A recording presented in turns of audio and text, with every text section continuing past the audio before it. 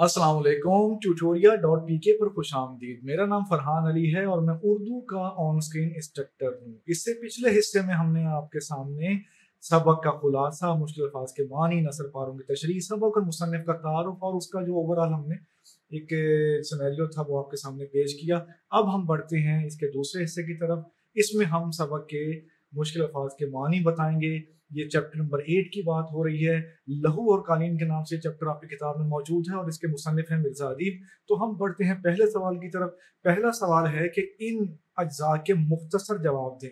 तो हम आपको पहले भी कई दफा बता चुके हैं, अब इयादा कर देते हैं, यानी दोहरा देते हैं उस बात को कि आप किसी भी बोर्ड से ताल्लुक रखते हैं, किसी भी पंजाब के इलाके में हैं, जिस बोर्ड से भी आप पेपर देंगे, इस तरह के सवालात जो हैं उनका आपको सामना करना पड़ेगा। बोर्ड के पेपरों में कहीं ज्यादा नंबर के सवाल होंगे, कहीं कम नंबर के होंगे, यानी ओवरऑल जो नंबर है, मजमूई नंबर कहीं ज्यादा होंगे, कहीं कम होंगे। सवाल के नंबर होंगे 2, उसका जवाब आपने देना है 1 से 3 लाइनों के बीच में कोशिश करनी है और चैप्टर के अकॉर्डिंग देना है। तो बढ़ते हैं पहले जुज की तरफ। पहले जुज में क्या पूछा गया है? पहले जुज में पूछा गया है कि तजम्मुल ने अख्तर के मुतालिक किस किस्म के ख्यालात का इजहार किया। आइए इसके जवाब की तरफ बढ़ते हैं। जवाब में आप लिखेंगे कि तजम्मुल ने अख्तर के बारे में अपने ख्यालात का इजहार करते हुए कहा कि फनकार लोगों की आदत होती है कि वो हर वक्त किसी न किसी सोच में डूबे रहते हैं, अलग थलग रहना चाहते हैं। ये बात आप लिख देंगे अपने लफ्जों में। पहले जुज का जवाब हो जाएगा मुकम्मल। अब बढ़ते हैं दूसरे जुज की तरफ। दूसरे जुज में हमसे ये पूछा गया है कि अख्तर का हुलिया बयान करें। हुलिया आप समझते हैं ना, उसकी अपीयरेंस, उसने लिबास कैसा पहना हुआ है, उसका चेहरा कैसे लग रहा है, उसके बाल कैसे लग रहे हैं, ठीक है। ये सब चीजें जो उसकी जाहिरी जो हालत होती है उसे कहते हैं हुलिया। अख्तर का हुलिया बयान करें तो आपको याद होगा चैप्टर में अख्तर का हुलिया दर्ज किया गया है, तो वहीं से हम जो है वो जवाब तैयार करेंगे। जवाब आप देखें। जवाब में आप लिखेंगे कि अख्तर एक अधेड़ उम्र शख्स था जिसके बाल बिखरे हुए थे, आंखें रात को जागने की वजह से सुर्ख थीं, वो पजामा और कमीज पहने हुए था, कमीज की आस्तीनें चढ़ी हुई थीं, उसकी आंखों के गिर्द स्याह हल्के नुमायां थे। तो अख्तर का हुलिया जो है वो आपने किताब के मुताबिक, चैप्टर के मुताबिक दर्ज कर दिया। अब बारी आती है तीसरे जुज की। तो आइए तीसरे जुज की तरफ बढ़ते हैं। तीसरे जुज में हमसे ये पूछा गया है कि अख्तर को तस्वीरें कौन बनाकर देता था। अख्तर को कौन तस्वीरें बनाकर देता था? तो चैप्टर के मुताबिक आप इसका जवाब लिखेंगे। सादा सा जवाब है कि अख्तर को उसका एक गरीब मुसव्विर दोस्त नियाजी तस्वीरें बनाकर देता था। तीसरे जुज का जवाब आपने मुलाहिजा कर लिया। अब बढ़ते हैं इससे अगले जुज की तरफ।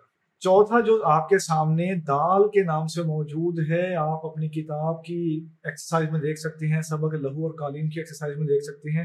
चौथे जुज में हमसे पूछा गया है नियाजी ने अपनी तस्वीरें अख्तर के हवाले क्यों की। नियाजी ने अपनी तस्वीरें अख्तर के हवाले क्यों की? तो आप चैप्टर के अकॉर्डिंग उसका जवाब किस तरह देंगे? आप लिखेंगे जवाब में कि नियाजी ने अपनी गुर्बत और घरेलू मसाइल से तंग आकर अपनी तस्वीरें अख्तर के हवाले करना शुरू की थी। उसके बदले नियाजी को अख्तर से खातिर खाह रकम मिल जाती थी। चौथे जुज का जवाब आपने मुलाहिजा किया। अब बारी आती है पांचवें जुज की। तो आइए उसकी तरफ बढ़ते हैं। पांचवें जुज में हमसे पूछा गया है कि तस्वीरें अख्तर की नहीं हैं, इस इंकिशाफ पे तजम्मुल का क्या रद्द अमल था। तस्वीरें अख्तर की नहीं है, इस इंकिशाफ पे तजम्मुल का क्या रद्द अमल था। इंकिशाफ कहते हैं किसी बात का कश्फ होना, कश्फ से निकला है इंकिशाफ, यानी किसी बात का आपको पता चल जाना, एक्नॉलेजमेंट जिसे कहते हैं अंग्रेजी में, तो उसको कहते हैं इंकिशाफ। आइए इसका जवाब देते हैं। जवाब में आप लिखेंगे कि जब तजम्मुल पे ये इंकिशाफ हुआ कि तस्वीरें अख्तर की नहीं है तो उसे धचका सा लगा। उसने अख्तर से कहा कि तुमने मुझे धोखा दिया है, मैं कभी सोच भी नहीं सकता था कि तुम इतनी पस्त सतह पर उतर चुके हो। इस जुज का जवाब आपने मुलाहिजा किया। आइए बढ़ते हैं इससे अगले जुज की तरफ। वाओ के नाम से ये जुज आपकी एक्सरसाइज में मौजूद है। इसमें हमसे पूछा गया है सरदार तजम्मुल हुसैन की कोठी का क्या नाम था। तो ये तो आपको जबानी आप दे सकते हैं जवाब, सरदार तजम्मुल हुसैन की कोठी का क्या नाम था। जवाब में आप लिख देंगे कि ड्रामा लहू और कालीन के मुताबिक तजम्मुल हुसैन की कोठी का नाम अन-निशात था। तो भाई अन-निशात पढ़ना है, अल-निशात नहीं पढ़ना। मुख्तसरन हम आपको बताते चलें कि नून जो है वो शमसी हर्फ है। जैसे आप कहते हैं ना वशम्स, और आप कहते हैं वल कमर, तो वशम्स, ठीक है। तो शमसी हरूफ वो हरूफ होते हैं जिनसे पहले जब अलिफ लाम आए तो उसका इजहार नहीं किया जाता, जैसे अब्दुल रहमान एक लफ्ज है, ठीक है। तो अब्दुल रहमान नहीं कहते, अब्दुल रहमान कहते हैं। शमसी हरूफ आप अपनी ग्रामर में तफसील के साथ पढ़ सकते हैं 9th-10th ग्रामर में, और कमरी हरूफ का बयान भी आप पढ़ सकते हैं। हमने आपको इजमाली तौर पर यानी मुख्तसरन ये बता दिया है कि अन निशात लफ्ज है, अल निशात आपने नहीं पढ़ना। आइए बढ़ते हैं इससे अगले जुज़ की तरफ। 7वां जुज़ जे के नाम से इसी सवाल में मौजूद है। इसमें यह पूछा गया है कि तजम्मुल की उम्र कितनी थी। तजम्मुल की उम्र के बारे में हमसे पूछा गया है, तो आइए इसका जवाब देते हैं। तो आप चैप्टर के मुताबिक लिख देंगे कि तजम्मुल अधेड़ उम्र शख्स था जिसकी उम्र 40 और 45 के दरमियान थी। आइए बढ़ते हैं इससे अगले जुज़ की तरफ। 8वां जुज़ आपकी एक्सरसाइज के पहले सवाल में हे के नाम से मौजूद है। इसमें हमसे पूछा गया है तजम्मुल ने अख्तर को कौन सी खुशखबरी सुनाई। तजम्मुल ने अख्तर को कौन सी खुशखबरी सुनाई, उस खुशखबरी के बारे में हमने लिखना है। आइए इसका जवाब देते हैं। जवाब में आप लिखेंगे कि तजम्मुल ने अख्तर को ये खुशखबरी सुनाई कि उसकी बनाई हुई तस्वीर को जजों ने तस्वीरी मुकाबले में अव्वल इनाम का मुस्तहक करार दिया है। आपने जवाब मुलाहिजा किया। आइए बढ़ते हैं इसके अगले जुज़ की तरफ। आइए बढ़ते हैं 9वें जुज़ की तरफ। ये तोए के नाम से मौजूद है। तो तोए को 9वां जुज़ जो है वो तोए के नाम से क्यों दिया गया है, तो इसके बारे में आपको बताते चलें कि तोए जो है वो =9 है इल्मुल आदाद की रोशनी में। इल्मुल आदाद के बारे में हम कोई तफसील बयान नहीं करेंगे, लेकिन आपने अब तक जो कुछ पढ़ा है पिछली क्लासों में पढ़ते आ रहे हैं, तो अबजद आप जाके तलाश करेंगे किसी डिक्शनरी में अलिफ बे जीम दाल, अबजद जाके तलाश करेंगे। आप फरंगे आसिया में तलाश कर सकते हैं, नूरुल लुगात में तलाश कर सकते हैं, या किसी भी अच्छी डिक्शनरी में ऑनलाइन या किताबी शक्ल में आप तलाश कर सकते हैं। उसमें आपके सामने वो सारे हर्फ आ जाएंगे अरबी के, और उनके जो इक्विवेलेंट, उनके बराबर के जो डिजिट हैं वो भी आ जाएंगे। उससे आपको जो है ये पता चल जाएगा कि आपकी किताब में, इस किताब में या जो आप पहले पढ़ते आए हैं उसमें ये अलिफ बे जीम दाल हे वाओ जे इस तरह क्यों नोट किया जाता है। सवालों को, उनके अज्जा को, उनके पॉइंट्स को क्यों नोट किया जाता है।